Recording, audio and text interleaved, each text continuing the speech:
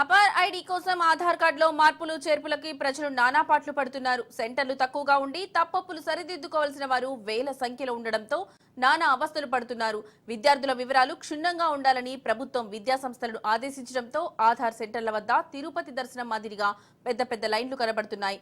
కాకినాడ నుండి ఆపార్ ఐడి కోసం అపార కష్టాలు పడుతున్న వారితో మా ప్రతినిధి దత్తు మరిన్ని వివరాలు అందిస్తారు. పుట్టిన ఆధారే, చనిపోయిన ఆధారం అయిపోయింది. అలాంటి ఆధార్కి సంబంధించి కష్టాలు అనేకం ఉన్నాయి. నమోదు చేయించుకున్నప్పుడు పేర్లు సరిగ్గా నమోదు చేయించుకోవడం, అలాగే అప్పుడు సిబ్బంది సరిగ్గా దాన్ని నమోదు చేయకపోవడం, బర్త్డేకి సంబంధించిన డేట్ సరిగ్గా చెప్పకపోవడం, ఇలా రకరకాల సమస్యలు ఉన్నాయి. అవన్నీ పిల్లలకి ఇప్పుడు శాపంగా మారాయి. మనం చూడొచ్చు, ఇదిగో చూడండి, వీరంతా ఏదో సినిమా టికెట్లకి లేకపోతే ఏదో షోకి వచ్చిన వాళ్ళు కాదు. ఆ ప్రభుత్వం, కేంద్ర ప్రభుత్వం ఏదైతే ఆధార్ పెట్టిందో దానికి అనుసంధానంగా విద్యార్థులకి ఒకే ఐడి ఇవ్వాలనే ఉద్దేశంతో రాష్ట్ర ప్రభుత్వం అపార్ అనే ఒక నిర్ణయం తీసుకుంది, ఒక ఐడిని క్రియేట్ చేయాలని. ఆ నేపథ్యంలో స్కూల్స్ కావచ్చు, లేకపోతే ఎడ్యుకేషన్ ఇన్స్టిట్యూషన్స్ ఏవైతే ఉన్నాయో వాటికి కొన్ని ఇన్స్ట్రక్షన్స్ ఇచ్చారు. వాటి పుట్టిన తేదీ, అలాగే పేరు, అలాగే మొత్తం దానికి మీకు సంబంధించిన వివరాలన్నీ కూడా క్లియర్ కట్గా ఉండాలన్నారు. ఆ ఆధార్లో ఉన్నటువంటి పేరుకి లేకపోతే నమోదు చేయించుకున్న పేరుకి చిన్న స్పేస్ తేడా ఉన్నా సరే అనేక సమస్యలు తలెత్తుతున్నాయి. వాటన్నింటినీ షార్ట్అవుట్ చేయించుకోవడం కోసం వీరంతా వచ్చారు. వీరు పడుతున్న ఇబ్బందులు ఏంటంటే విషయాన్ని తెలుసుకునే ప్రయత్నం చేద్దాం.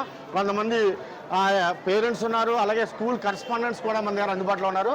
మేడం చెప్పండి, మీరు ఒక స్కూల్ కరెస్పాండెంట్గా ఉన్నారు, మీకు ప్రభుత్వం నుంచి ఎటువంటి ఇన్స్ట్రక్షన్స్ వచ్చాయి, మీరు తల్లిదండ్రులకు ఏం చెప్తున్నారు? యాక్చువల్గా ఈ అపార్ ఏదైతే ఉందో ఇది పెట్టడం అనేది ఇట్స్ కరెక్ట్ అండి, బాగుంది. స్టూడెంట్కి ఒక ఐడెంటిటీ, ఇప్పుడు మన ఆధార్ ఎలా ఉందో అలా ఒక ఐడెంటిటీ ఉంది. సో దట్ పిల్లాడు ఎక్కడ చదువుకున్నాడో ఏంటో క్లియర్గా తెలుస్తుంది, అంతా బాగుంది. కానీ హుటాహుటిన మనకి ఏదో కంగారు పెట్టేసి వెంటనే ఒక డెడ్ లైన్ ఇచ్చి ఇలా ఈ టైంలో చేసేయమండం వల్ల మేము ఒక స్కూల్స్ తరపున మేము ఇబ్బంది పడుతున్నాము. At the same time parents కూడా ఇప్పుడు చూస్తున్నారు కదా ఎంతమంది ఇలా ఉన్నారు. సో కొంచెం అంటే మాకంటూ కొన్ని టార్గెట్స్ ఇచ్చి టైంకి అయిపోవాలంటున్నారు. మేము పేరెంట్స్ని ప్రెషర్ చేస్తున్నాం.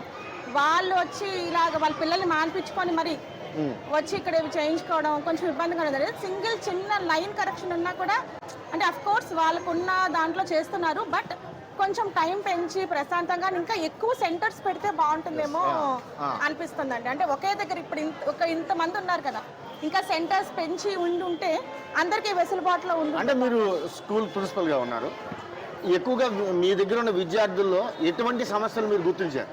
అంటే ఈ ఆధార్లో అండి, ఫస్ట్ లోనే ఆధార్ చేసినప్పుడులోనే చాలా తేడాలు ఉన్నాయి.